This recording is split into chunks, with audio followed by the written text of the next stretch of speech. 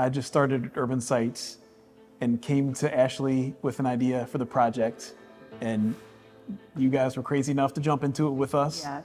The acquisition of the two buildings was going to be $2.5 million, which is higher by like 5 times of any other project that I'd ever been on. And we put it in the application in February that year, and it scored really well, and we found out we got funded. Project. It was very exciting to us because there hasn't been any new affordable housing in the Central Business District in decades. And this was our first partnership Right. with Yeah. Urban Sites. So yeah, that was an exciting component of it. Yeah. And the community of development came to help with the acquisition. Yes, Yeah. absolutely. Yeah. That's putting it lightly. Yeah. Yeah, we found out we were awarded and we had to close within 45 days. And we put together the acquisition loan with LISC, which was great.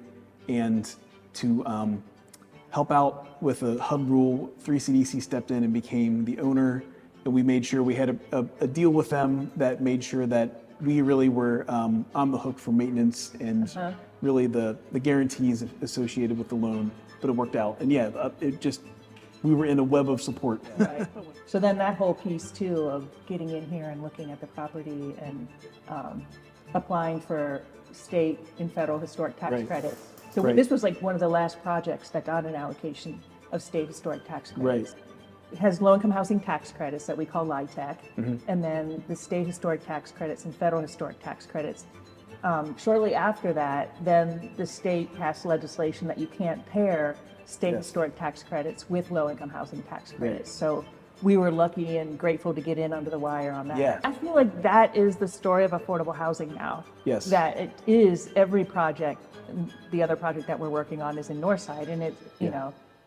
know, similar, feels easier. I don't know, but every Yeah. affordable housing project has a multitude of challenges, primarily around financing and how do you make it affordable. Right. That is the biggest challenge, and then COVID's impact on the whole industry of development. So all those costs going up. Right. So when we apply for tax credits in say 21, in February of 21, and then we actually close on all the financing, and that's when you have to have your numbers set like a whole year and a half Yeah. later. So much can change between the time that you apply. So that's like you said, when it's gut check, like you get the award and it's like, oh, shoot, Yeah. how are we going to make this work now? Yes. And Yes. on other projects, Cincinnati Development Fund has really stepped up on Vandalia Point to fill a big gap caused by the construction prices going up. And it feels like they're easing off, but it's just kind of created this extra level of due diligence. We've always been, I think, careful and relatively conservative with our underwriting, as has OTRCH, but it's even now more so. Right. Let's double check our construction numbers. And the applications we just put in, we made sure construction came out with almost more detail than I would have expected, breaking out every that component of stage. those buildings. Yeah. Acquisition cost for these two buildings is $2.5 million, which is a lot. And it takes some guts to step up and do a project of that size, the acquisition just being that high. So I think that's probably scared off a lot of people from doing affordable housing in the Central Business District. And it takes some guts too. There's a lot of people that have misconceptions about affordable housing, and to go into a new neighborhood and to talk about this income and to dispel those myths and make sure people know it's not going to be threatening. It's actually a good thing for your neighborhood to be affordable, and it makes your entire neighborhood healthy because it's bringing in a price point that allows the whole market to cool off a little bit. Well, we've known Urban Sites for a long time. I mean, they've been part of the neighborhood like we've been part of the neighborhood for 40 years. So we know them. We know that they do really great work. And they've just been in the neighborhood as a good community member. Like, we're both longstanding members of Over the Rhine. Over the Rhine Community Housing, we knew you did great work when it comes to taking on gutsy projects. Yeah. And I mean, what I admire about Over the Rhine Community Housing is that you have services, you connect people to other organizations in Over the Rhine where they can get job training, they can build their skills. You have a whole program around children, the after school programs.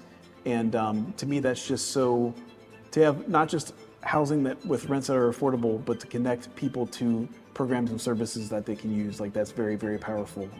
Yeah, so this opportunity I don't know who saw it, Greg or you, or how it came to be at Urban Sites, but Yeah. then they reached out to us and it was like, oh, Urban Sites. Yeah. Oh, okay. Yeah. I think the biggest challenge on this project was the construction prices that went up, I think 10% after we got the project funded. We found out, I think the February before we wanted to close in the summer, and we found out in February that our construction price went up about 10%. And we had to do some other, engineering, tried to remove some costs from the building, which you can't always do, and that helped us get to the finish line. And still, this is just, we're doing affordable housing in an environment that's very difficult with the construction prices going up. Now, interest rates are on the rise, which causes our construction loan interest to go up, which is a problem that we haven't quite fully solved on the Barrister. So, yeah, you get it funded and you just have to continue to problem solve as you go along. Yeah, so philanthropy played a large part in this one. Absolutely, yeah. In the increased cost had a lot to do with the market and COVID. So raising money for it was something that, people could understand when we could talk about why we needed to raise money. Mm-hmm. People have access to this amazingly beautiful home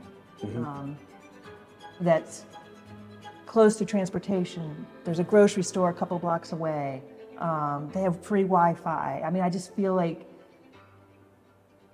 it lets people know that they deserve to have high quality place to live. So I'm really proud of where people generally think of affordable housing in a negative term, that if you walk through here, hopefully it opens some minds so that people can understand that affordable housing is and can be beautiful, and that people who we come across every single day, who maybe drive our school buses, who are child daycare workers, who are cashiers at Kroger's, deserve to have an affordable place to live. What a project like this can do, and this experience today, and with the mayor seeing it, and council members, and having it in the media, that people can say, oh, that's affordable housing? Oh, yeah, okay, we do need more of that. And so then when we're talking about affordable housing, they're like, oh, I remember seeing that, those beautiful apartments at the Barrister. Yeah, let's do more of that. Yeah. I really hope so. And I think a lot of the people that live in most of the people that live in affordable units are hardworking people. They have multiple jobs. Yes. They work at daycares. They work in doctor's offices. They work in grocery stores. They work at schools. They do important jobs that our city needs. Yep. And it's important to have units like this in neighborhoods that are growing. And too, when we're talking to other neighborhoods, other community councils, people who might be, I don't know about affordable housing, this is a great place to bring them and say, here. That's awesome. Yeah. And yeah, the building turned out beautifully. The renovation was great. And, we had a great architect and great members of the general contracting team to make sure that we could pull something like this off and make sure the units, there's some that just have they all have very big windows, high ceilings. It doesn't feel like affordable housing. It feels like housing that's at market that, normally would be able to get very high rents, but we're able to pull this off, as kind of a benefit for the city and for the people that live here.